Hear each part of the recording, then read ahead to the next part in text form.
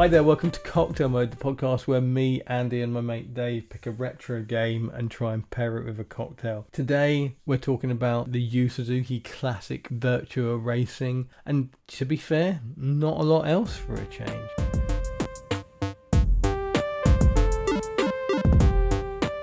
I pictured myself, before I started playing Virtua Racing, having a conversation with you, as we do before we start recording every time, of how are we going to segment off the other games we talk about? How are we going to, because we always sort of split out to other games, but there are so many racing games and so many other types of Formula One games and things like that. As how are we going to segment it off? And then I played it for 2 days and it started to come very apparent very quickly that I wouldn't need to, because we're just going to talk about Virtua Racing and how fucking brilliant it is.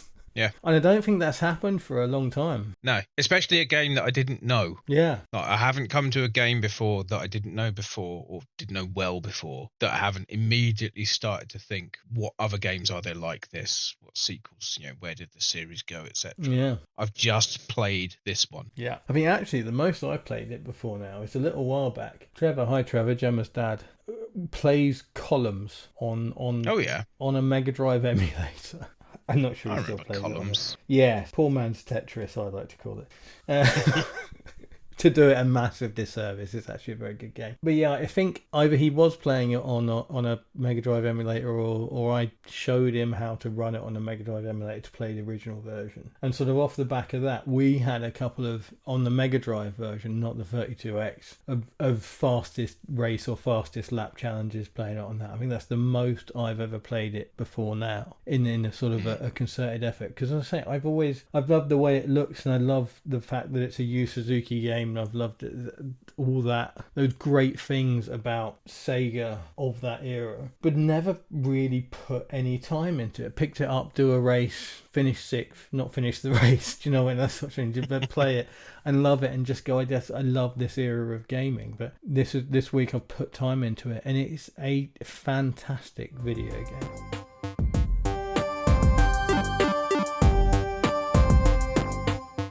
So this is our episode for, I think we're kind of British Grand Prix / the new Brad Pitt film. This is our sort of tenuous tie-in. Oh, I like that, tenuous tie-in. Oh, God.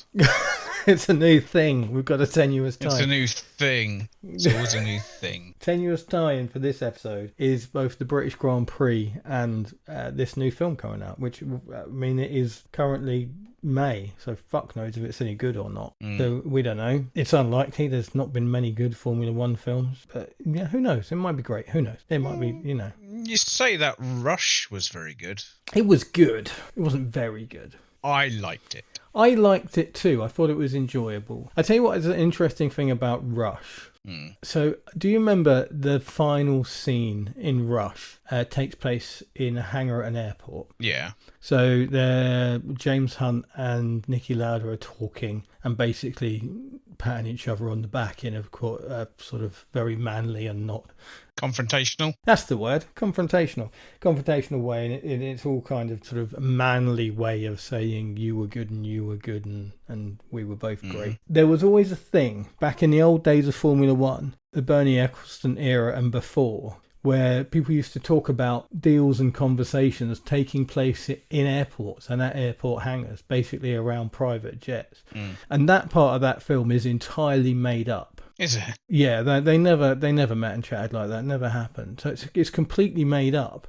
But I think the reason it's set in an airport like that is kind of a bit of a nod to the whole nobody knows whether this happened or not. Maybe it did, maybe it didn't. I kind of like that. I think that's if that's what's happened and I'm not just reading into it, I think it's quite a clever choice to set that scene in an airport when there always used to be this story about, we've made a deal in an airport that this driver's coming to us next year. Because it was always, you couldn't verify it, basically. There was no way of and I just think it was quite a clever choice. Also, peak Natalie Dormer at the beginning of that film.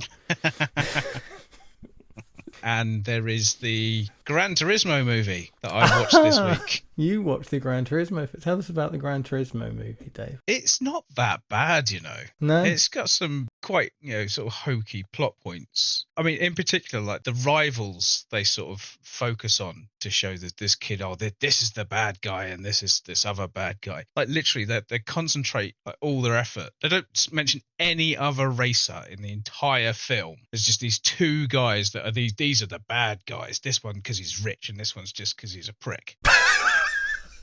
And they both have horrific crashes that nearly kill them. Oh, right. Like, Nice. it's just the most wish fulfillment bollocks you could ever hope to present. And I just thought, oh, look, there's that guy that you said really, really horrible, and he's just crashed. What a shock. But no, I mean, it's based on a true story, so I hope a fair amount of it is true. I mean, based on a true story, I think the core plot that the guy who played video games got into a race team and then he has done very, very well. Yeah. Is true. I think probably everything else is bollocks. To the point that, and I know this because Trevor, Gemma's dad, hi Trevor, I know you're listening. You listen every time, God bless you. Pointed out that there's a point in it where they basically, one of the racetracks is, I think it's either part of Spa grafted onto Le Mans or the other way around. So basically, I think it's the final chicane from, I think, one of those two tracks grafted on to the other track with, what's it called? I want to say CGI. Is that what it's called? What is wrong with my fucking brain today? Special effects to basically create a new track for as far as I can tell from what I was shown. Entirely no reason. Nothing happens. Nothing happens at this corner that doesn't exist. Nothing.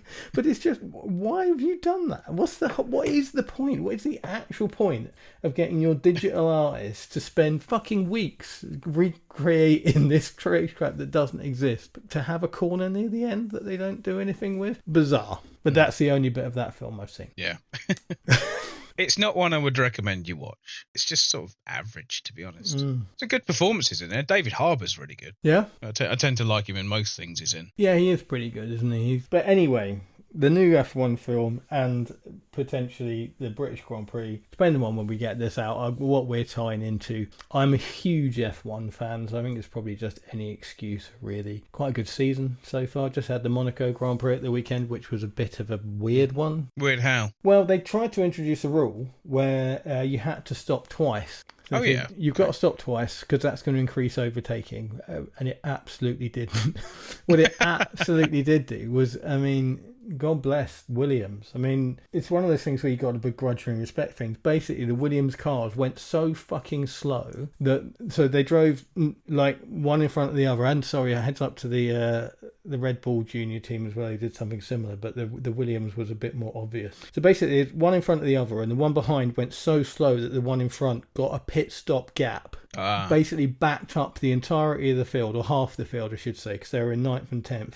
So the Williams car in front built up a gap enough to do a pit stop. He come out, did his pit stop, and then he slowed down the pack while the other guy went out and built up. That's cheeky. Yeah, and it was just one of those things where you just go, it's begrudging, but fuck me, it was not fun. It's a race that exists for the spectacle, and it's a beautiful thing to watch, especially in qualifying where they're going flat out. But they are going like 6, 7, 8 seconds slower than qualifying pace in the race. It's just ridiculous. So yeah, it's a shame because it's a beautiful event, but there's never been overtaken at Monaco. It's never been a big thing there. It's not possible, is it? No, it's a showpiece event. It's incredible. I don't know if my brother went this year. He goes quite a lot of years. Oh yeah. Yeah, it just looks stunning. The in-car footage around Monaco. There's some, Google. There's some in-car footage from back in the day of Senna going around Monaco, and it's just the most incredible thing. And I'll tell you what, I was reminded of that playing Virtua Racing. Hey, we got there eventually. There we go. Me. Because when you're in the cockpit mode, the way it moves, the way it judders around, I don't know if it is caused by limitations of the hardware, how deliberate it is, but it is so juddery and sort of discombobulating that you look back at that old Senna in-car footage and it was like exactly the same. Well, not exactly the same, that's a huge exaggeration, but it has the same feel about it, and it really does. I know what you're trying to say. Yeah. It's got an authenticity to it. Yes. To the point where other versions I've played where they've ironed out those kinks don't feel as visceral. They really don't. They don't feel as in it as Virtua It's Racing believable. does. Yeah, and it's a funny thing, isn't it? When we're talking about a game that is built of various triangles. And yes, I know, be pedantic, every fucking game is made of triangles, but you know what I'm saying.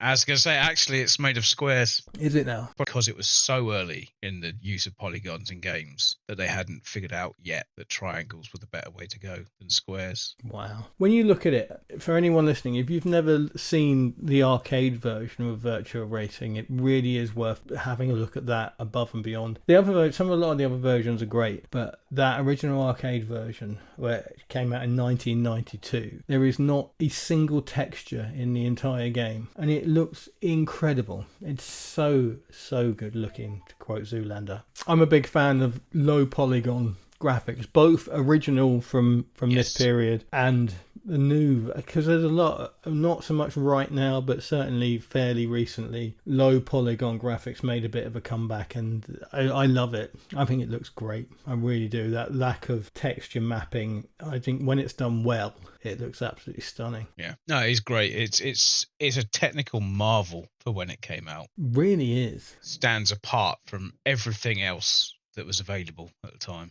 I really meant to look at contemporary racing games and see what the other racing games around in 92 looked like. And never got round to it. Now could be a good time for me to mention then the game that Namco made called Driver's Eyes. You ever seen that? I've heard of that. It was a sit-down arcade cabinet that had 3 monitors that basically tried to recreate like a big panoramic view. Yeah. And that's fully first-person mode. So there's no car, there's no on-screen controls or anything. Oh, which really? cuts down on the amount that the game has to do. But that's all polygons and 3D, and that was 1990. Oh, fucking hell. Which really surprised me, because I thought I was looking it up earlier today, and I thought, oh yeah, I remember Driver's Eyes. That's the one with the 3 monitors, and it looked really, cool. But that's bound to be after Virtua Racing. Nope. 2 years earlier. Wow, I didn't know that. Because I bang on all the time about iRobot being 1984, forget every time, and being fully fleshed out polygons. And, I know that Virtua Racing wasn't the first. I didn't think there was anything else that was using them in as complex a way, basically, as Virtua Racing did. Driver's Eyes, which I do remember playing. They had it in the Zap Zone in Bedford. Do you know what came out a year before that? Stun Runner. Yes. I wondered if you'd mentioned Stun Runner. Yeah, I've been so focused. Wait, no. I know what you're doing. What? I know what Stun Runner came out on. So, before I get accused of manipulating this conversation, it's not true. Not true. I've done so little research around other games because I've been so focused on Virtua Racing, which really surprised me, because when we chose it and we went for it, I was like, it's one of those games where I'm just thinking, I'm not sure we're going to have much to say about Virtua Racing, but it's really a really fascinating game. Obviously, we've got a whole episode to talk about, but Hard Driving was 1989 and that was polygons. Also terrible. Yes. Oh, yeah. Technically good and technically impressive, but an awful game to play. Unless you knew how to drive properly. Well, drive that machine in particular. Yeah.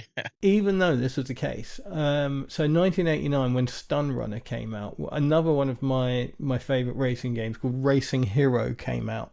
Same year, and that was very much in the hang-on style of games. Yeah. We did Chase HQ Special Criminal Investigation came out in 89. So it's like, this is what we were looking at. It was still very unusual to see these sort of games. What is even more fascinating to me, and I know there weren't a lot of polygons on show, but Stunt Car Racer came out in 1989. Stunt Car Racer is very likely to get its own episode because it's one of my favourite games ever, and that had solid polygons on the Spectrum in 1989. And Star Strike 3D had solid polygons on the Spectrum in 1986. Star Strike 2 actually, but yeah, there still were a lot. Super Monaco Grand Prix only came out in 89. So yeah, it's just there was it was still early, certainly early in the so 92. What was no second prize as an Amiga and ST polygon based motorbike racing game. It's absolutely brilliant. So I think it was getting more. I don't think it would have blown anybody's mind that the polygons existed in 1992 because it wasn't like a brand new thing. But none of these games were as complex. I think bizarrely that what you just showed me, that driver's eye is a bit slow and not as dynamic. There's no banking on the corners, and it's a little bit pared down, and it's obviously nowhere near as quick. But 2 years previous, and it is not a million miles away to the layman's eyes, is it? So I think that's a really good shout. Like I said, I was expecting to mention it as an also ran. Yeah. To Virtua Racing. I was not aware it came out 2 years before it. No. Because I think I played them both at around the same time in the same arcade, which also had a Virtua Racing machine at one point. I think quite late in the life of it. Yeah. I never really played it much, which I've really lamented this week because I've had great fun playing it on MAME. Yeah. And I know that there was a machine of this playable in 92, 93, whenever it was. But also as well, looking up the information on Virtua Racing, bloody expensive cabinet. Was it? They cost tens of thousands when they came out. There was a deluxe version that had little airbags in the side of the cockpit that you sat in. Yeah. To like simulate buffeting and things. Yeah. And it cost like 50 grand at the time, which I can't imagine was cheap. Even if you knew you were going to make 50 grand from it, that's a big amount to spend out on a new cabinet of any description. The version Dave was talking about with these airbags and it was called Virtua Formula. No, this is before Formula. This is the deluxe version of Virtua Racing. There was Formula, but the one with the airbags was VR Deluxe. Oh, was it? Is it separate? Yep. Cool. It's a single-player machine, had a better monitor than the original. It was the first use of a 16:9 aspect ratio monitor in an arcade game. Yes. And it had 6 airbags, 3 on each side, built into the seat that inflated to nudge the player when cornering. And one more on the back that pushes you forward when you brake. That's very cool. I would love to have a go with one of those. While we're on the subject of 16:9 aspect ratios, I noticed on the screenshots that we've been trading that you've been playing it in widescreen. Yeah. That's stretched widescreen. Don't do it. Not native. It's stretched out that way. It does matter. It doesn't matter. It does matter. Doesn't. It does. It doesn't. It doesn't. It doesn't affect the fact that you beat me. That's not what I'm saying. It's not. That's not the point I'm making. Clutching at straws there. No, it's not. But no, I hate stretched widescreen. It makes me very cross. Don't do it. It wasn't intentional. I think my aspect ratio on MAME is just set to auto. Yeah, and weirdly enough, no, it is native 16:9. Because it comes up when you launch the game. And if you set it to 4.3, it puts it back. Basically, if it is real 16:9, you will see more at the sides and everything else will stay the same. If you switch it on Virtua Racing, it stretches it or compresses it. So it's even back in the day that where I don't, perhaps even on that version, the 16:9 would have just been a stretched version of the original one, made the cars look wider and the track look wider. Possibly. Again, we'll never know. Yeah. I mean, weirdly, considering Virtua Racing, certainly the arcade version was you only got the Formula One style car. I guess it could be an Indy car, but it's got certainly more of a Formula One style vibe to me. Wasn't as popular as Daytona, which came out a year after. Daytona was everywhere. Everybody loved Daytona. And I think when it comes to playing a driving game, the accessibility of just turning left won a lot of people over. Because it was almost exclusively. You never saw just one Daytona, did you? It was always at least 2, normally 4. It's always a twin machine, at least. Yeah. Weirdly, the one in Brighton that me and Dave are going to play at some point in the future is 3 machines. I don't know what's gone on there. But yeah, as much as Virtua Racing wasn't the first, there's something about it that it's what we, of all the Formula One games we could have chosen, or I could have chosen, because I think it was my decision to go with this for either a Formula One race, the British Grand Prix, or the Formula One film. I chose Virtua Racing rather than any of those. You could have had any of the Formula One games on the PlayStation, or any of these other games. There's the really good Microprose F1 simulation on the Amiga. Yes. Which came out around about the same time as this, which I put a lot of time into. That's a great game. Yeah, brilliant. It wasn't very good, but I used to play a lot of a game called Exhaust Heat on the SNES. I know the name. Yeah, mode 7 tracks. So the viewpoint in my mind was quite similar to the very, very high viewpoint that you get in Virtua Racing. I call that the Micro Machines mode. But see, I played it, but it wasn't very good. But it was, I don't know why, there was something just quite enjoyable to play about it. It sucked me in more than quite a lot of the more official, more realistic racing games. I moved on a bit too swiftly from Stun Runner. Excellent on the Lynx. Did it come out on the Atari Lynx? Came out on the Atari Lynx. I wasn't aware of that. The Stun Runner's biggest problem as a game in the arcade was it was ridiculously easy. So I don't know how successful it was, but I remember, and maybe it was because I always forget that they have dip switches and settings and things in arcade, but I remember climbing onto a Stun Runner arcade machine and climbing off with the end credits going.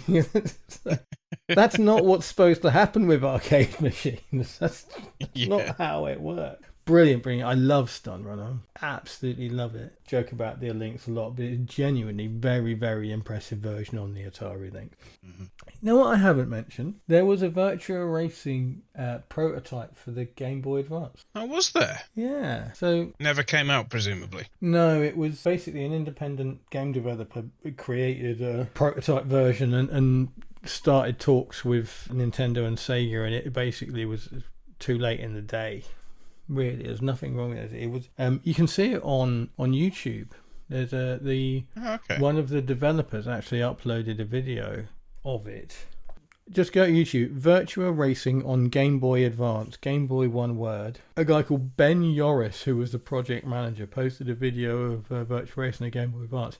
It's slow as all hell, and it's obviously an early concept, but it's pretty impressive. The Game Boy Advance didn't do 3D particularly well, and it's pretty impressive. Obviously, it's never going to come out. Obviously, that you're never going to be able to play that version.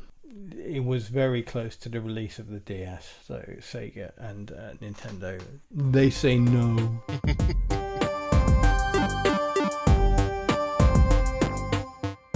During my research of this, I've basically decided that Yu Suzuki is getting his own episode of Cocktail Mode at some point in the future.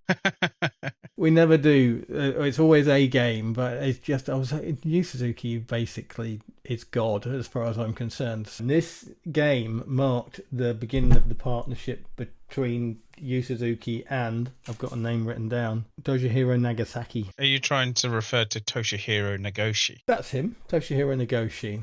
I was close. So Virtua Racing was the game that joined up Yu Suzuki with Toshihiro Nagoshi. And that became kind of a partnership through the proper polygonal? 3D. No, because 3D could mean all sorts of things, couldn't it? Polygonal. Fuck knows. Polygons. Polygonal. Non-sprite based.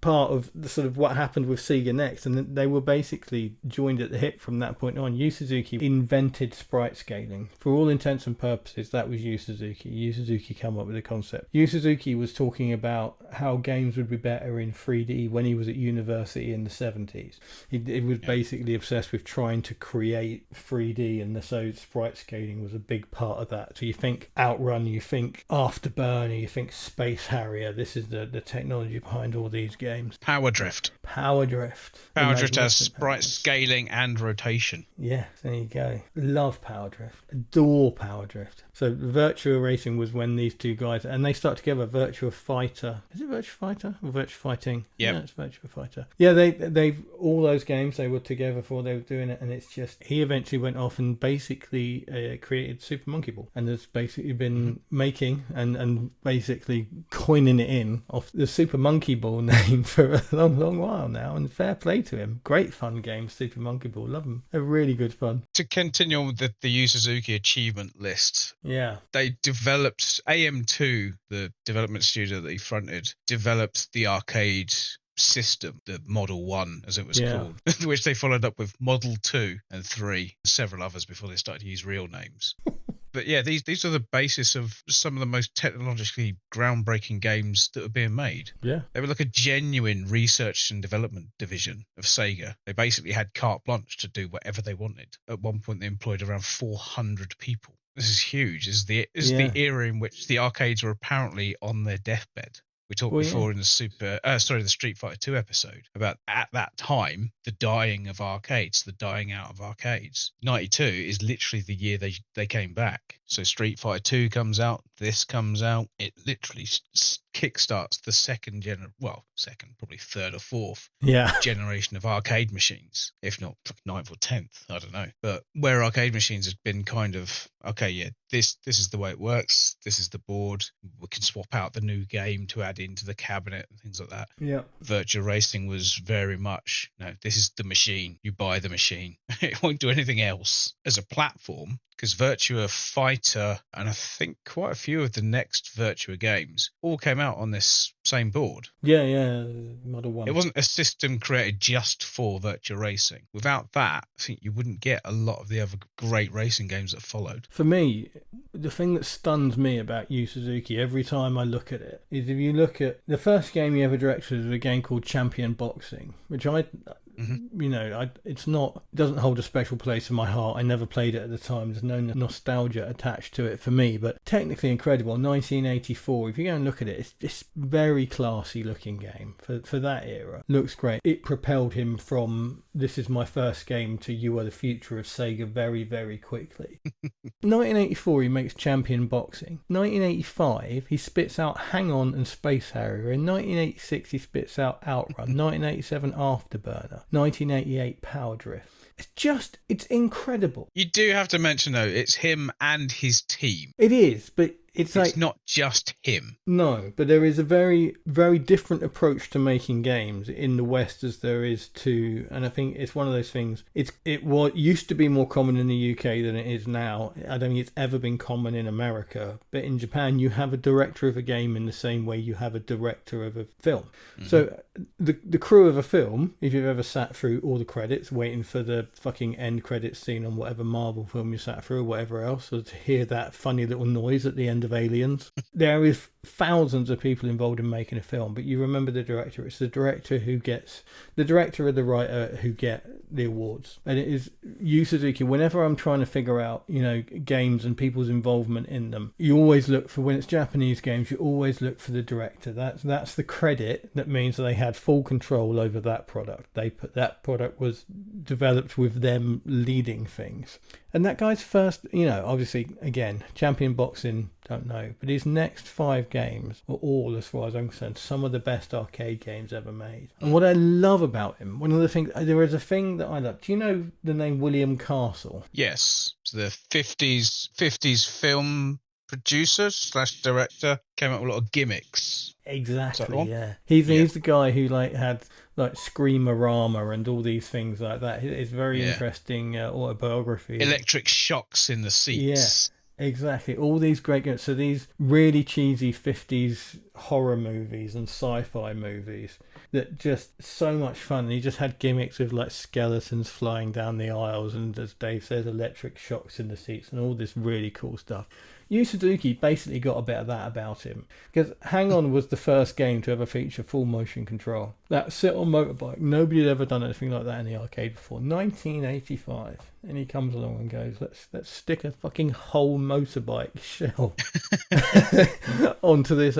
Fantastic. You know what Space Harrier did? If you've never seen a full hydraulic Space Harrier arcade machine or played on one, you've really missed out. It's absolutely brilliant. Fantastic. And Afterburner. Yeah. And G-Lock was his as well with the R360. Mm-hmm. He always had a bit of that about him. He's always trying to bring it. And he's a huge racing fan. He's a sort of, in terms of, from that sort of perspective, his magnum opus was Ferrari 355 Challenge on the Dreamcast, which was basically about driving one car. That's what that game's about. Not racing it. They're trying to recreate the experience of driving a Ferrari, one single model of Ferrari, as best you could. And it's a fantastic game. Well, it's a fantastic thing to play. It's not a fantastic game. It's really fucking hard, as you might imagine. He's a big racing fan, and so, you know, I'm a huge fan of it. I love it. I think most of those games had, so Outrun came originally with a sort of sit-in thing that moved just ever so slightly side to side. I'm not sure Afterburner did. It probably should have done. Did it have any sort of... Must have had a hydraulic thing going on. Power Drift 100% did. Absolutely fantastic. I think even the one they had in Mr. Paul in Bedford might have been a hydraulic one, because it just moved sort of slightly. That was a stand-up. No, there was definitely a sit-down one in there at some point. I remember it being a stand-up machine. It was by the bar. You go in and you go round the bar, and it was next to the end of the bar. Yes, it was. That wasn't stand-up. It was I promise you. I must have bumped two memories together on that one, I think. I mean, there is literally no way to prove it one way or the other. So. No, absolutely not. No. So it does, and also, nobody cares. It doesn't really matter. Yeah, it doesn't really matter. I don't even care.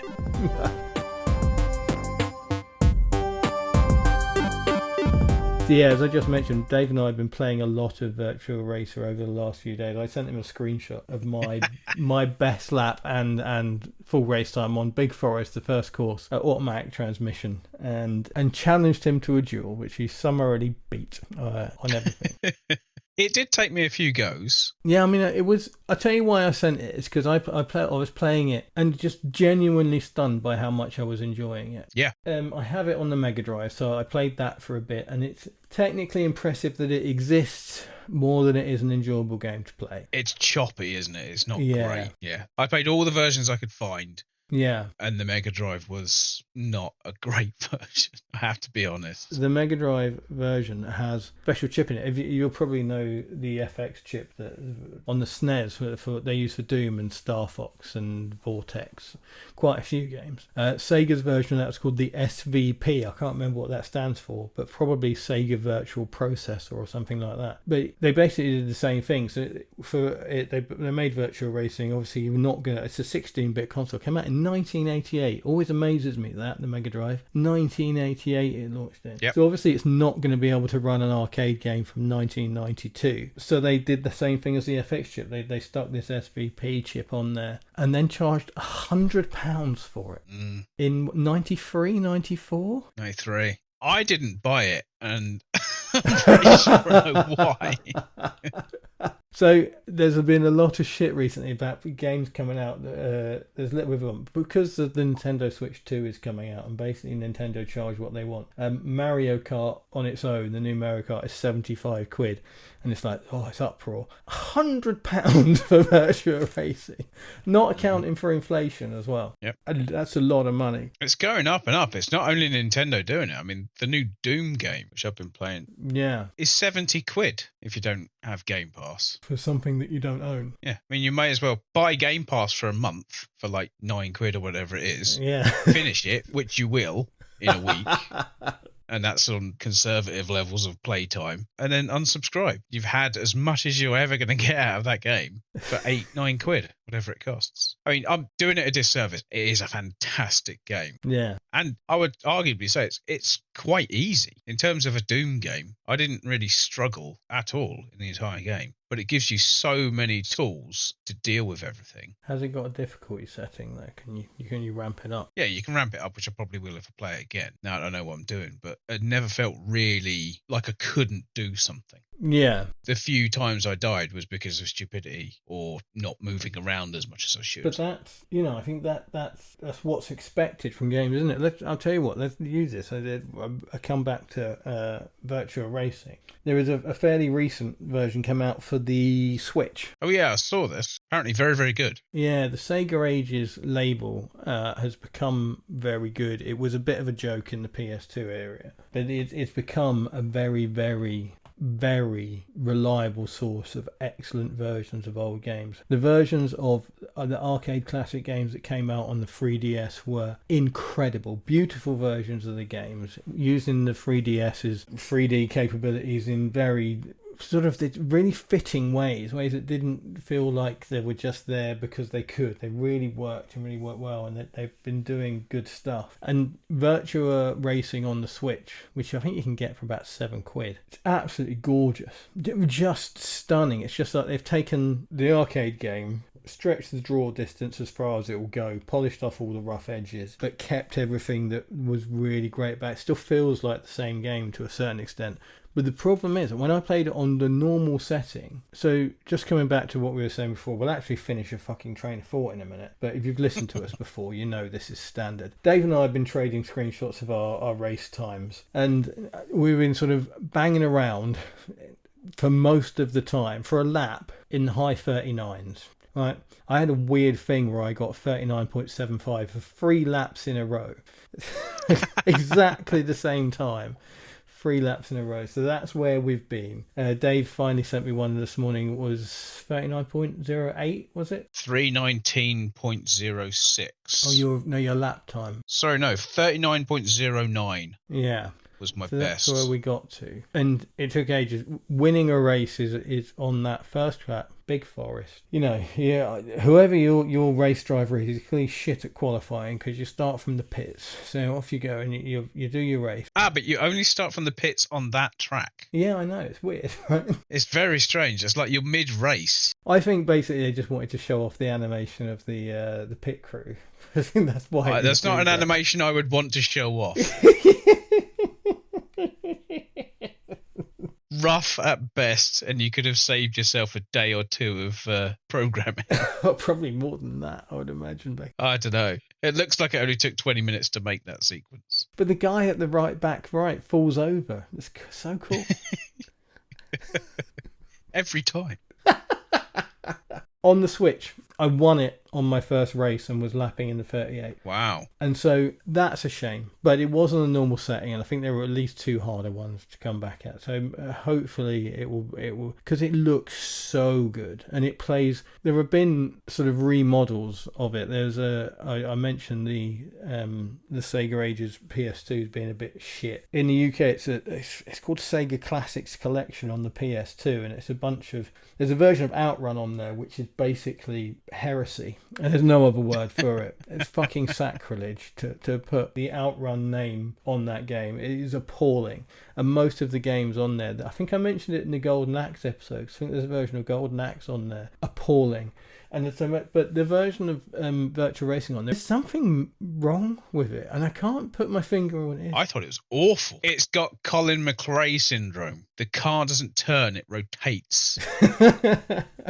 You drift through every corner. Yeah. As you turn the car, it literally just pivots around a central point. But Virtua Racing bizarre. Does do that, but only if you crank on the full lock too early. No, but it does it properly. Yeah. It does it as it should. If you turn into a corner and feather the throttle, you can cope with it. The version that's on the PS2 just spins on the spot as soon as you start to turn. It's horrible. It's weird. There is definitely something wrong with how it handles. The recreation of the tracks and the car and everything is pretty much flawless. Really, really great. I mean, one of the viewpoint that I use actually looks a bit too close to the car. But yeah, other than that, it's pretty good. I didn't hate it quite as much as Dave does, and it is pretty well hated. So you're probably with the majority for a change, Dave. It is. It's not a well loved version. I think it's only because I'd played the arcade version first. Yeah. If I'd have started Mega Drive, then 32X, then the PS2 re-release, then moved on to the arcade original, I think I probably would have just sort of thought, oh, well, this is better than that PS2 version was. But yeah, because I played the arcade version first and then tried out all the others, that basis of comparison made everything else poor. Did you manage to play the Saturn version? It's not easy to emulate a Saturn. No, I have never found a good Saturn emulator. I have found a Saturn emulator, but not a good one. You did not miss very much. Which is a shame, because I've never played anything on the Saturn. I never had one. I never knew anybody who had one. Whatever came out on that didn't come out on a PlayStation, I've never played. Yeah, there are some great Saturn games. Virtua Racing is not one of them. Mm-hmm. It was made by a completely separate team who made it by playing Virtua Racing. They didn't have access to the source code. No, then they tried to recreate it. Yep. It's like trying to re-record a song you've heard once. Even a decent band, if they heard a song and then tried to make that song, wouldn't get it. Yeah. Not straight away, anyway. It feels like they had one shot.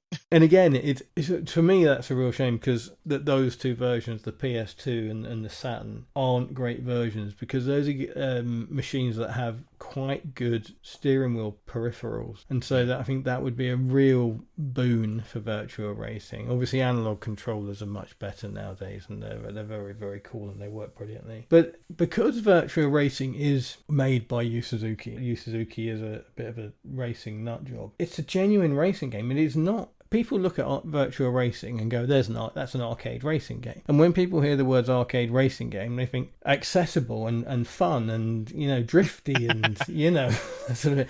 They don't think, I've got to clip that fucking apex. I've got to make sure I don't oversteer into that corner, because that'll scrub speed off. Yeah. The first game that I know of to feature slipstreaming. And I didn't know that until I played it this week. I had no idea. All the times I've seen. Bearing in mind I've been playing it all week, I didn't find that out until today. Because I knew for a fact that the top speed is 326 kph. So I could always see when I was going at full speed. And I happened to look down earlier as I was coming up to that first corner after the long straight. And it was on like 332. Yeah. And it was dropping. So what happened there? I thought, oh, wait, I was just behind that guy. Oh, my God, it's got slipstreaming. Yeah. Drafting for our American audience. And completely bypassed me. I've played this game again, and maybe it probably doesn't have it on the Mega Drive, to be fair, 'cause I think that's probably where I've played this game most. It completely passed me by. I was absolutely stunned by it.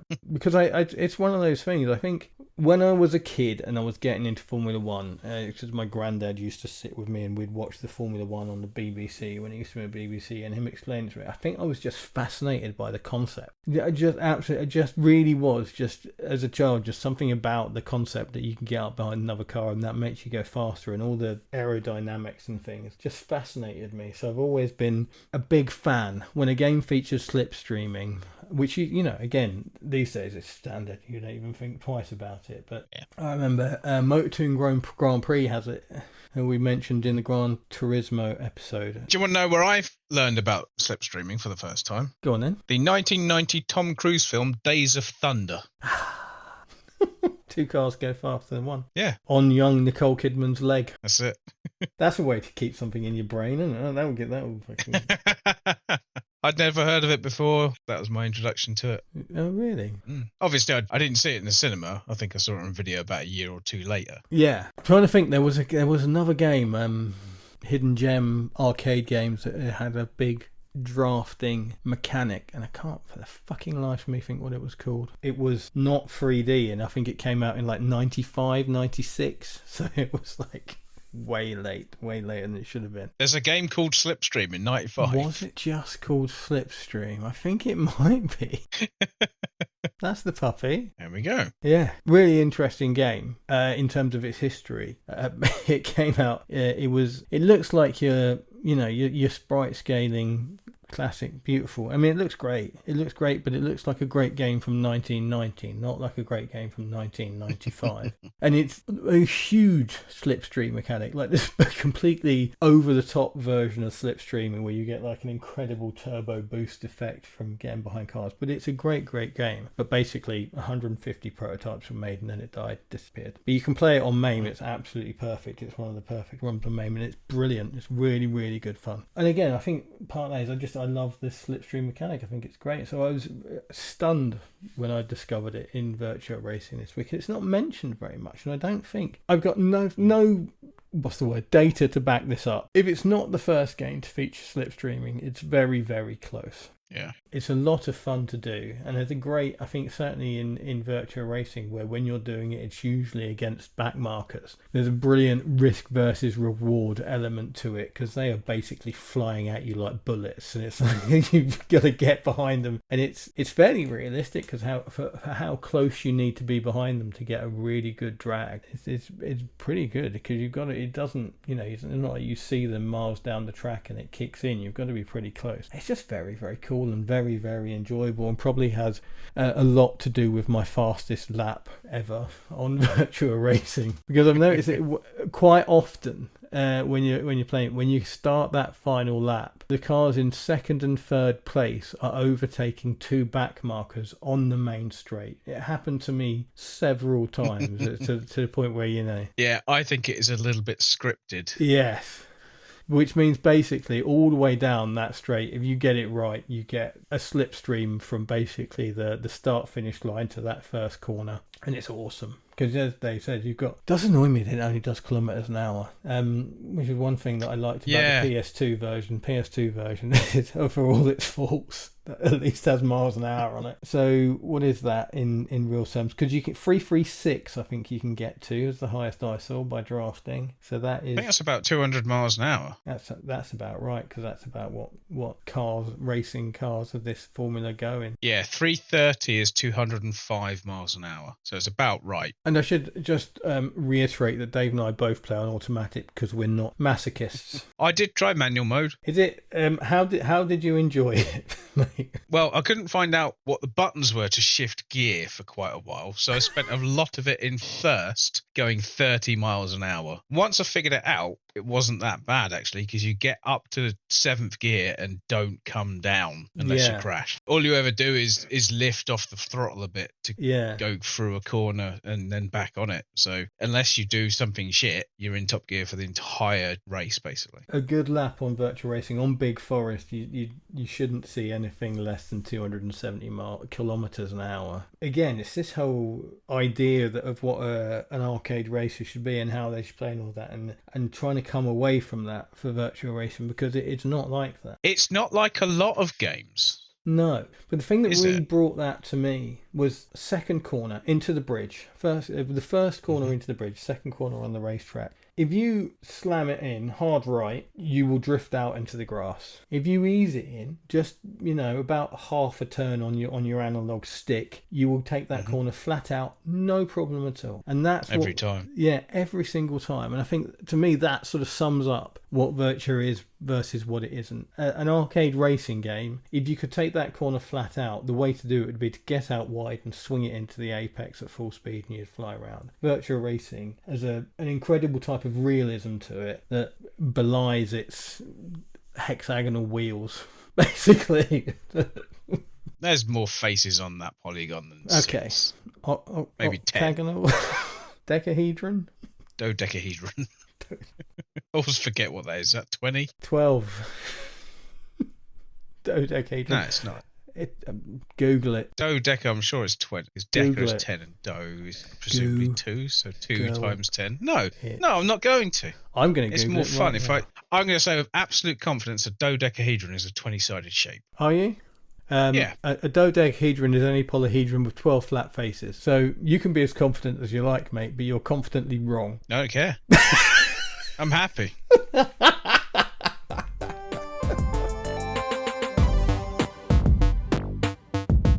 Going back to those first 2 cars in positions 1 and 2 that are always the same 2 cars, do you notice anything about the colours? Williams colours.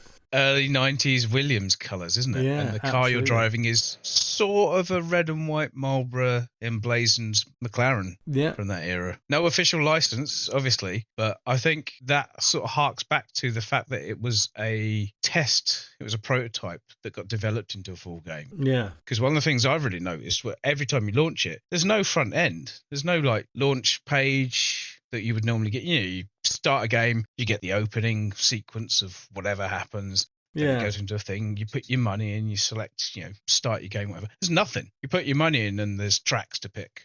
That's it. There's nothing. There's no attract. Well, I don't think there's an attract mode. I didn't leave it running long enough to see There is an attract mode, yeah. It's got a really discombobulating thing where I thought my ROM was broken or something, where it flashes between footage of the game and the VR logo, and it looks like it's broken. It really does. But it's not. That's not all it does. It does lots of screens, lots of footage of the second track. Which did you play much of the second track? I played it a bit. I wasn't as big a fan as it was of Big Forest. Yeah. It wasn't a bad track, but I did like the harder one, the third one. Yeah, Acropolis. Yeah, the awesome hairpin. Yeah, it's great, but again, coming back to the thing, if you play Virtua Racing and you get decent at the first track, you can win. And you will have to not crash, not put a wheel on the grass if you want to win. I think that's fair. Is that fair, Dave? Yeah, I would say that. And it's a very wide racetrack. There's lots of space. There are other cars that you've got to avoid, and they don't really get in the way very much. So they're occasionally on the racing line, and you've got to decide whether to go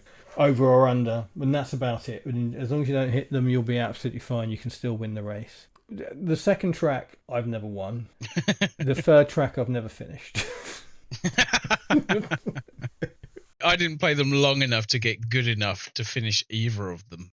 On the second track, it's weird. It feels like you're rejoining. It's a road. It's a street circuit. The second one very clearly has got a street circuit there, and you sort of rejoin up to a bridge. And I got very close. I reckon another 5 seconds I could have actually finished it, and I finished 6th. So that's not bad going. I think that's a good start. Yeah, but it's so difficult, and it's way more narrow as a racetrack, and it's way more technical. You have to brake at one point, and you don't, as Dave mentioned previously on Big Forest, you have to lift off. You don't need to brake. I think that final corner of the track you have to brake for, and then the Acropolis it's way more technical. I think you're right. It probably is a bit more fun to drive than can't remember what the second one's called now. But yeah, it's a bit more fun to play. But again, it's just so brutally difficult. It really is very, very, very hard. I think intentionally so. Yeah, and I think intentionally so in not just the whole coin munching way that arcade games are built on. I think it comes back to this whole idea that it's not just an arcade racing game. It's trying to be as realistic and as challenging and as, just have something more about it than some of these other games. Because it feels like it never feels cheap. When your time runs out or when you don't finish first, you always know. You look back and you go, yeah, I could have done that corner better, and I did clip that guy on the way around there, and I shouldn't have lifted off so much. And you do know, you can see where you got to be better. I think with the Acropolis, it's a bit baffling. It's a bit so far away from even finishing the race, let alone winning. I think you've got to approach it in a very strict way, but that's absolutely fine because it's still fun to that's drive. A good thing. It rewards learning the game. It rewards building up that skill. It doesn't reward you with anything other than a terribly animated podium sequence, and only if you win. I mean, clearly, my friend Yu Suzuki is a big fan of the saying that second is first of the losers. Because you get, for finishing second, you get game over, is what you get. Yeah. Even though when you win, it shows you a podium with the other two guys on it. You don't get to be one of those guys. You finish third, game over. You finish second, game over. You finish first, king of the fucking world.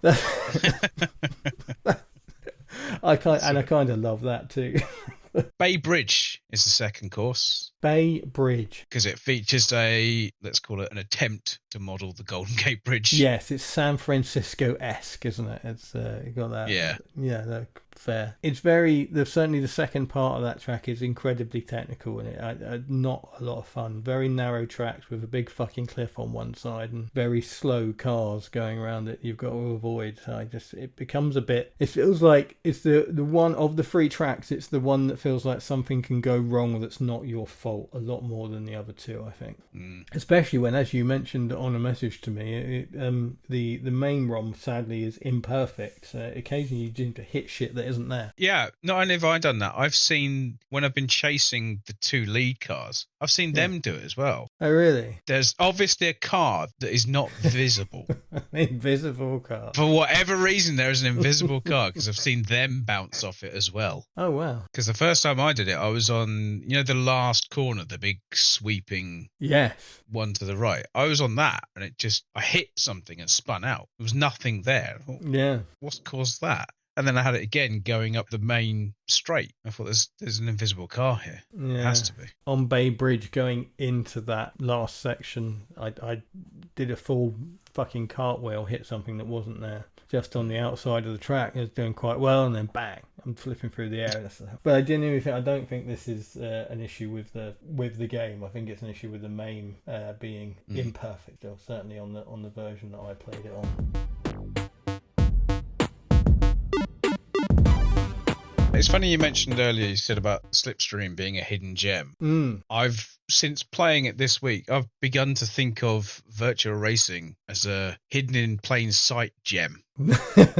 It's a game I've known about since it came out. Like I said, I played it in the arcade originally when it came out. I think it was expensive. I think it was like £1 when most other games were 50p. Yeah, I think that's right. And I remember it being quite hard. Yeah. I was, 13, 14. Wouldn't have been great at proper racing games as this was. So I don't think I played it a lot at all. And I really lament that now that I've sat and played it and had good time with it, good exposure to it. But I've also never bothered to pick it up on anything else. No. Didn't have it on the Mega Drive. Obviously never owned a 32X. Wouldn't have even been aware of the Saturn version because I never even played on one, I don't think. But the PS2 version, even if I'd seen it, I doubt if I'd have picked it up because I didn't have that nostalgic feeling towards it at the time. Yeah. But having played it now, I really regret it. But also as well, the fact that I can now pick up a game that's 30 years old and came out in arcades and just play it, that's brilliant. I love that. I mean, it speaks massively to the quality of the game, doesn't it? A game that's new to you can be as good as a new game. Definitely. I'm a very slightly different perspective to you. I own almost every version of Virtua Racing.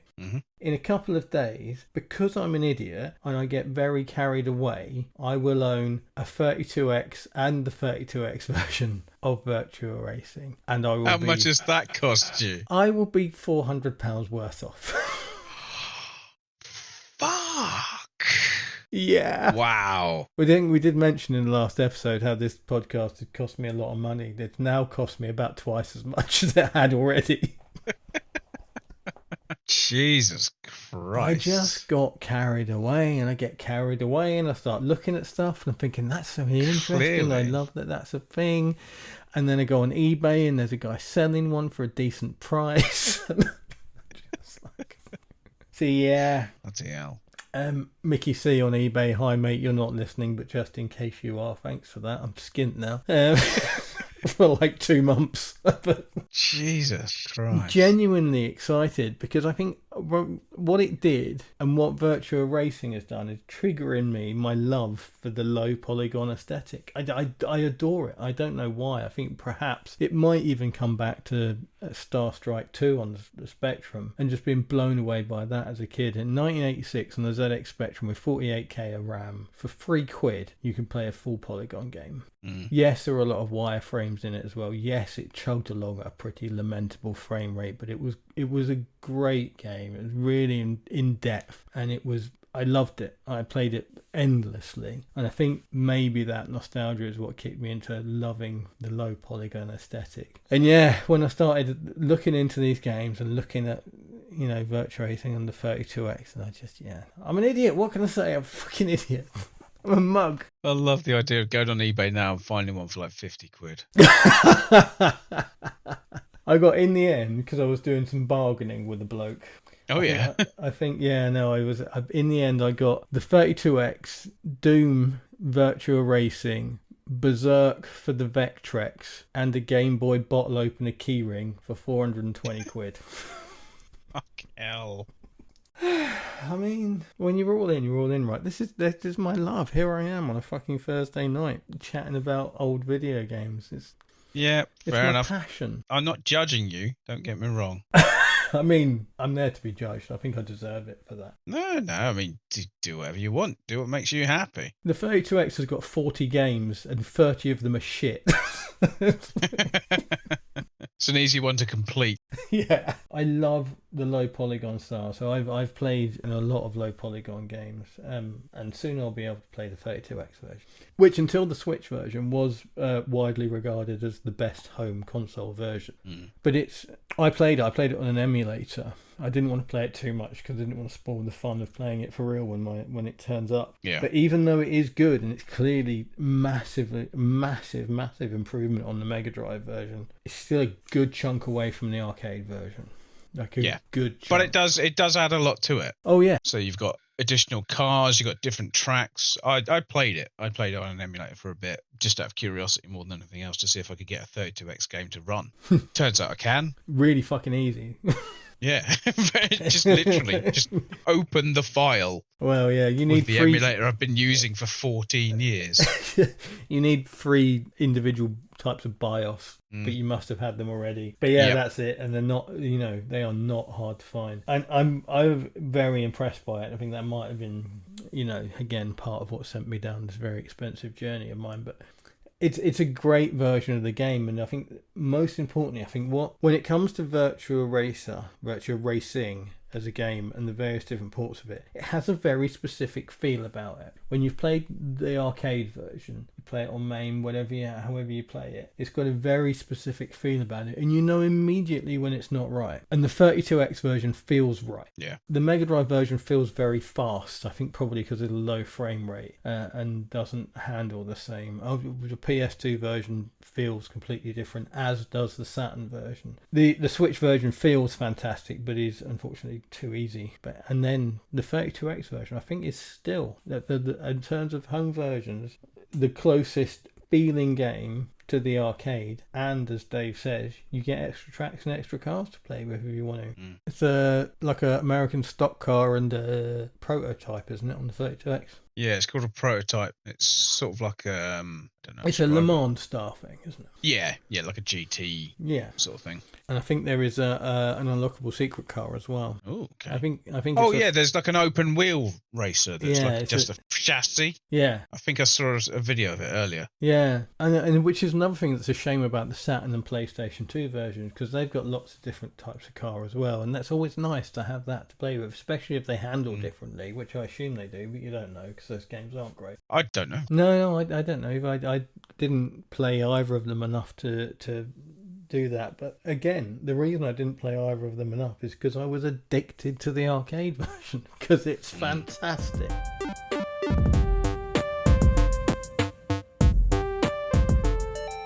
It'd be great to get a modern version. How do you mean? Bring it up to date, add in things like Championship Series and like maybe a career mode, something like that. I think what you want is the Switch version. Has that got all that in it? I believe so. I'm trying to just check, because I know one version has got a championship in it. It might be the PlayStation 2 shit show. Yeah, I came away from the PS2 version quite quick. Yeah. Which is a shame, because it looks all right. It looks magnificent. It is a brilliant upgrade of the original. When I first started it, I thought, this looks much, much nicer, and then played it. Yeah, so this is basically, think of that, and then the Switch version is basically that, but even nicer, 60 frames a second, and plays very close. Because the game was so big when it came out, I'm amazed there was never like a big, more featured sequel. No. It's almost like we tried that, we never really intended to make it into a full featured game, and we've gone on to other things. Like they never came back to it. No. Whereas they kept making Virtua Fighter. They kept making, they made a few Virtua Cops, didn't they? Yes, yeah, I think there was 2, and at least 2. There were quite a few games that came out using that system, that hardware. And it just seems odd that they never came back to Virtua Racing. That's a really good shout, actually. I've just figured it out. What's that? I've just figured out why there was never another Virtua Racing. Because there didn't need to be. They made Daytona. Of course, yes. And that was hugely successful. Yes, it was. It was a phenomenon. Daytona. It was everywhere. That sound. Everywhere. Every arcade you went in. Every arcade had one. Yeah. I think they've still got one at the Retro Computer Museum. Oh, really? Yeah, I'm hoping it's still there. I look forward to spanking you at that. One of the things you were saying about earlier, where you said about when you start playing it, it has a certain feel to it. Do you know what I took away from one of the things when I was playing it? I think earlier on, I had the sound coming out quite loud with the TV. Normally I play in headphones, but I blasted it at the TV. It was great. There's very little sound other than your car and your tyres screeching on the track. There's occasional like snippets of music and the really annoying time extended lady. For the most part, it's quite a pure driving experience, and it's just you and the track, and the sounds are just your car and the track. There's very few like bells and whistles going off for an arcade game. And I think it comes back to, like I mentioned earlier, the fact that it was never meant to be a game. It was meant to be a tech demo. Yeah. That was so well received that they decided they would actually go ahead and finish it off and make a full game out of it. What you've done there, David, is to bring up one of my favourite things about the game, which is I love the music, because it comes in for about 5 seconds when you cross the start-finish line, and it's a little bit of music, and it's different every time, and it's very, very cool, and it's very arcade, and it sounds brilliant up loud. But my least favourite thing about the game, by some distance, because everything else about the game is borderline perfect, is the sound effect of passing another car. Oh, okay. Because it is identical. They have got one snippet of meow, and it comes in normally about a second after you've already passed the car. And it. Do you want to know something that's really funny? What's that? It's the same sound effect when it goes past you if you crash. I wouldn't know. I don't crash. Oh, yeah, right. One of the things I was going to mention, I don't think it comes up certainly doesn't come up in the first track. Yeah, I think there is in the second or the third, but there's a tunnel that you go through. And it's got a great sort of echo effect. Isn't it brilliant? I felt that was like standout good sound design. Yeah. Not the sort of thing I'd normally notice, but literally as you go through this tunnel, it changes, it sounds better, and then it just goes back to normal as you come out the other end. And I think this is Virtua Racing in a nutshell. This is, when you think about the games we're playing now, where that sort of thing is, you just take it for granted. It's done through maths. I think is what's different. I think it's kind of when we talk about the feel of Virtua Racing, I think what we're talking about, what we're thinking of, even if not deliberately, is something being handcrafted and being beautiful because of it. Whereas a modern racing game, you build all the parts and you create a tunnel and then you program some parameters. And obviously, I'm not a computer game designer because I don't know what I'm talking about. But this is how it works, and I don't think I need to back down from saying that. And then it makes a sound. Then you might go, I think it needs to be deeper than that, and tweak a setting. In games as old as Virtua Racing, there would have been, at this point, we need to change the sound from this to this because you're in a tunnel, and it's just got.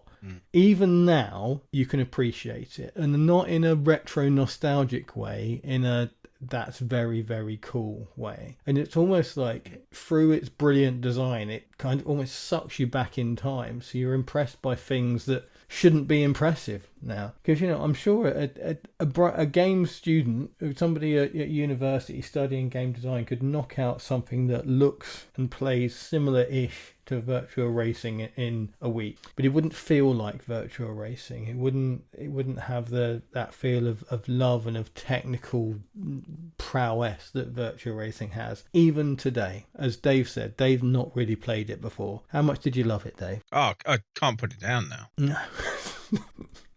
Literally, just ever get a free couple of minutes. Because I know it takes no time to open MAME. It takes no time to launch the game. You're in a race straight away because there's no front end at all. Yeah. And you can finish a race in 3 minutes and 19 if you're any good.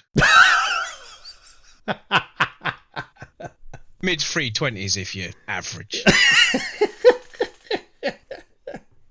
But no, like I said, it's a hidden gem that Everyone knows about. Has always been there. Yeah, it's a hidden in plain sight gem. I love it. I think that's a really good shout. I think actually what made me realise that Dave was loving it, because if you've listened to us for any amount of time, you'll know that Dave has got a habit of playing these old games and then coming on the podcast and going, "It was shit." I sent Dave a screenshot of my time. So it was the first time I'd won on Big Forest. It was a pretty decent lap time and an okay race time. And so I sent Dave the screenshot and said, I challenged you to a duel. And I was expecting to hear back from him in a couple of days. And it was minutes. Like single digit minutes. He was straight on it, and I knew Dave was going to love this game as soon as that happened. I was like, oh, okay. I think I was actually already playing it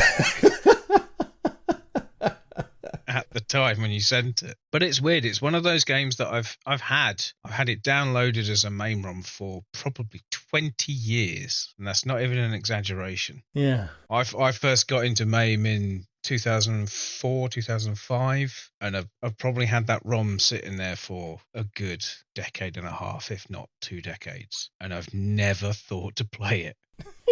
Turns out it was brilliant. What's your cocktail, Dave? What's your cocktail, mate? Right, my honourable mention cocktail. Yes. What's the one you thought of and discarded quickly? It's a community recipe on Difford's called The Formula. This is a community recipe contributed by Tom Ziankale. Hi, Tom. Ziankale. Yeah, a guy called Tom. Apologies, Tom, and thank you. I do apologise. I cannot pronounce your name. Posted a year ago, and it is interesting, to say the least. So it's his own invention. Oh. But there's some weird stuff going on here. So I'll give you the ingredients list. Right. 30 millilitres of grenadine, 30 millilitres blue curaçao, 20 millilitres lime acid, 40 millilitres mango juice, 40 millilitres passion fruit juice, 40 millilitres vodka, 20 millilitres coconut syrup, 30 millilitres sparkling white wine, champagne.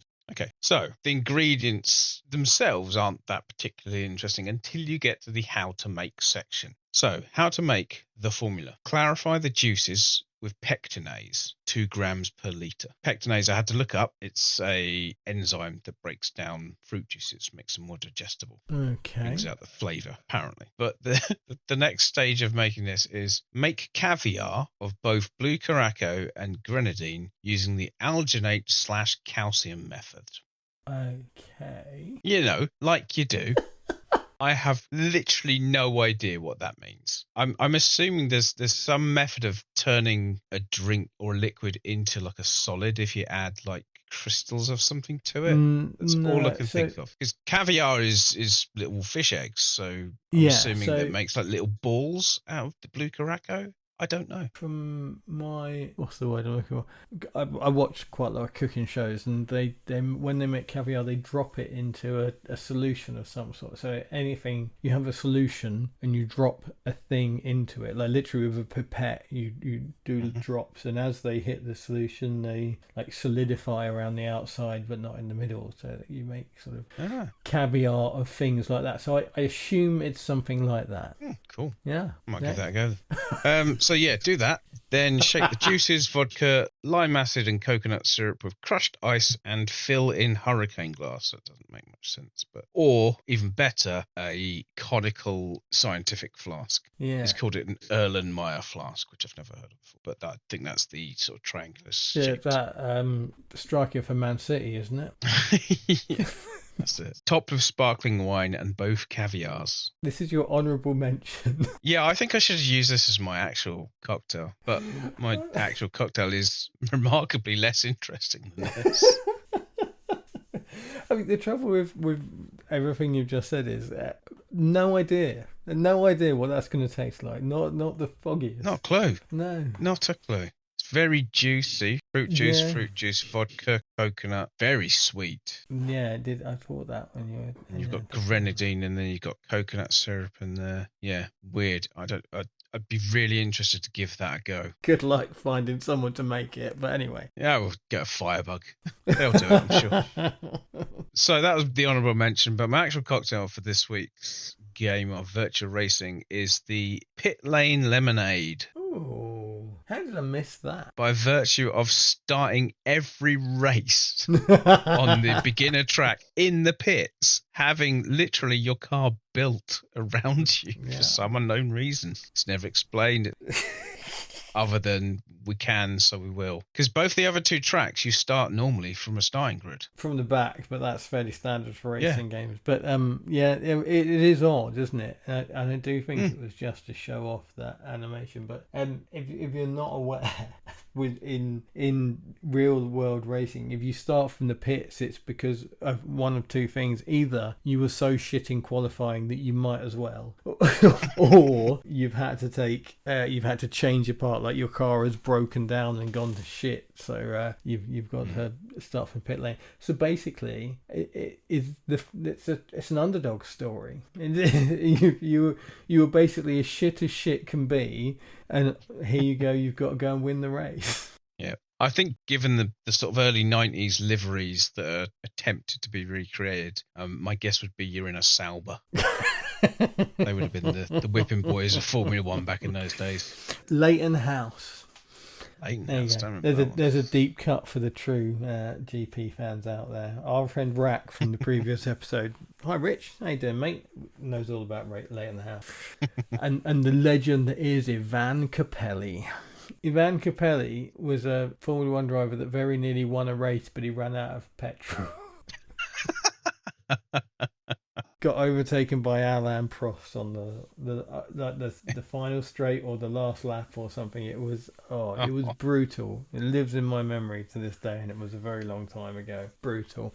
Anyway, carry on, Dave. It was created by a guy called Curtis Parker of Mud Socks Bar and Grill in Noblesville, Indiana, which I think is where they have the Indy 500. I'm sure I've seen Noblesville come up before.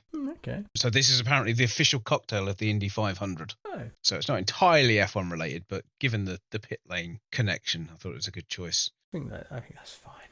It's a simple drink, very simple. It's an ounce of limoncello, an ounce of vodka, 3 ounces of lemonade, and then garnish with a lemon wheel. That's it. Sounds nice though. I've actually got a bottle of limoncello at the moment. Oh, have you?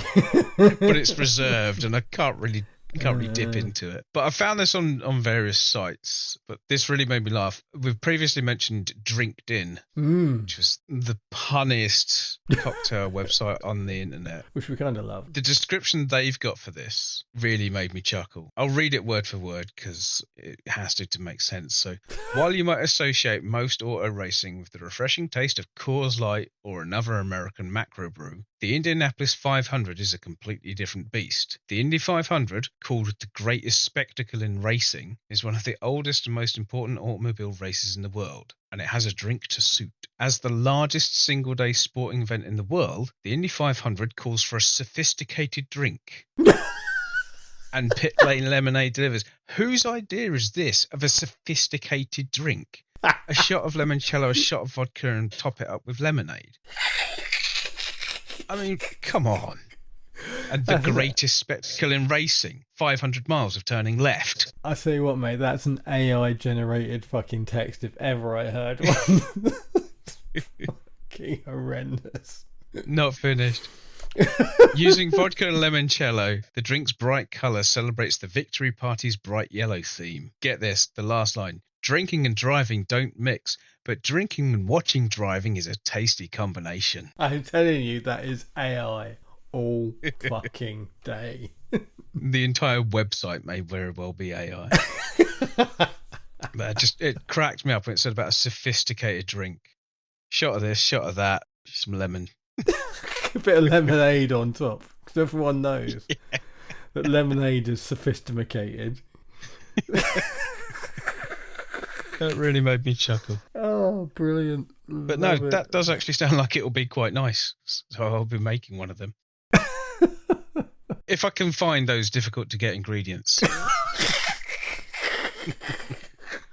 But no, fair play to Curtis Parker of Mudsox Bar. Yeah, I mean, it sounds very nice. Don't get me wrong. It sounds like, on a nice summer's day, that would be a lovely thing to drink. But yeah, if you like lemons, you're going to love this. Sophisticated, it ain't. So what have you got for us? So what I desperately wanted to make, but I couldn't rustle up between leaving work and getting home. I couldn't rustle up grapefruit juice. I tried. Okay, I tried. I got beer so I could drink while we were recording tonight, and I got some apples because Gemma wanted some apples, but I couldn't find a fucking grapefruit anywhere.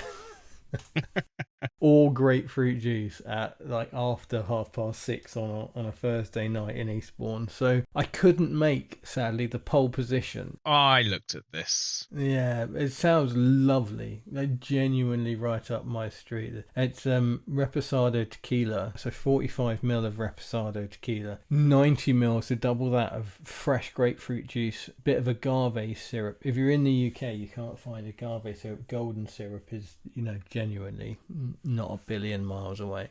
15 ml of fresh squeezed lime juice, 30 ml of sparkling water, bit of sugar and salt around the rim, stick a wedge of grapefruit on the edge, shake it all up, shove it in the glass. Obviously don't shake the sparkling water.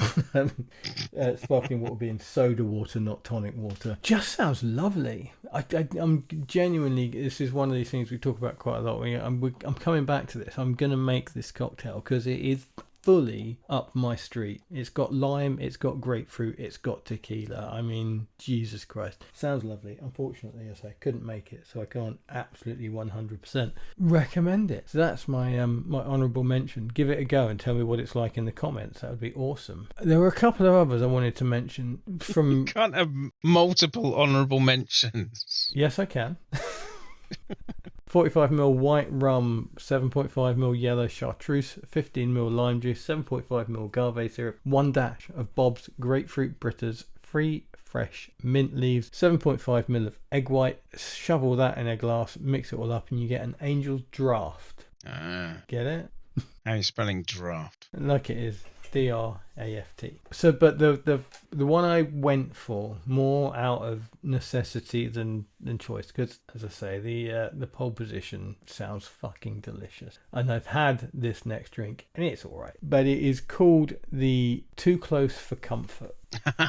Which is every single crossing of the finish line that I have ever experienced in Virtua Racing ever. It has never been comfortable. It has never been easy. It's always, I mean, I think the most I've ever crossed the line with was 3 seconds. I mean, we talked when we were... I think it's just all of those sorts of games are designed. Oh, of course like they that. are. But I think because of, as we talked about earlier, because of how Virtua Racing is, it feels earned. It feels like the game deserves to do that. It feels like you shouldn't be rocking over with 10 seconds to spare, and it just fits. And it just, it's every single time. It is a sigh of relief, I think, is how it comes across. I've won on Big Forest. Did we say it was called Green Forest? Not in the forest. Big Forest. Whatever it's called.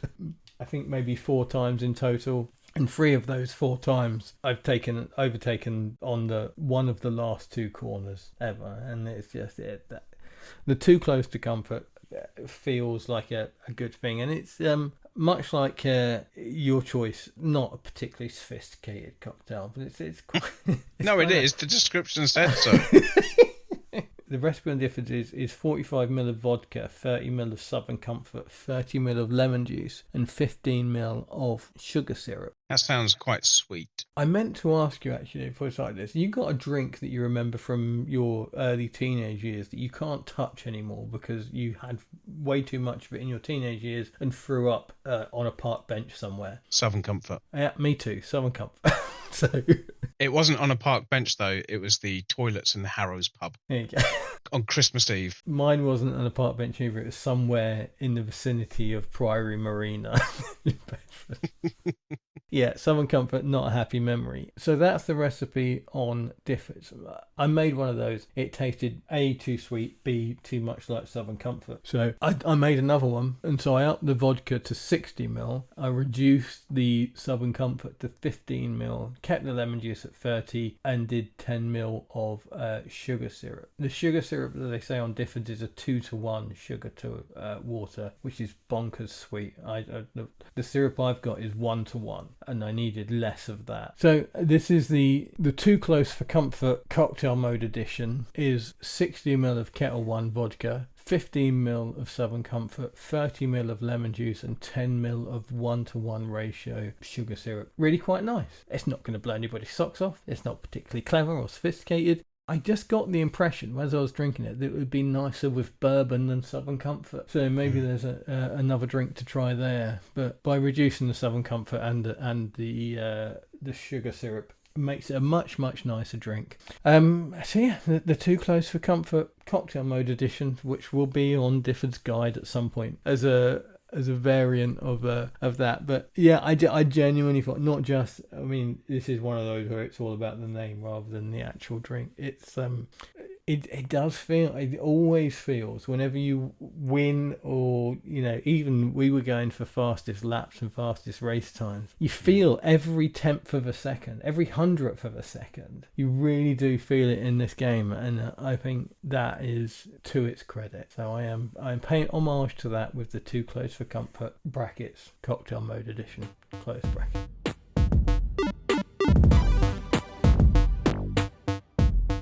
Next time out on Cocktail Mode, we're going to be doing another Virtua game. We're going for Virtua Tennis this time, with the idea of having yet another tenuous tying, and this time with Wimbledon, which, when the episode comes out, will have just finished. So that'll be next time on Cocktail Mode, where gaming, like alcohol, is in our blood.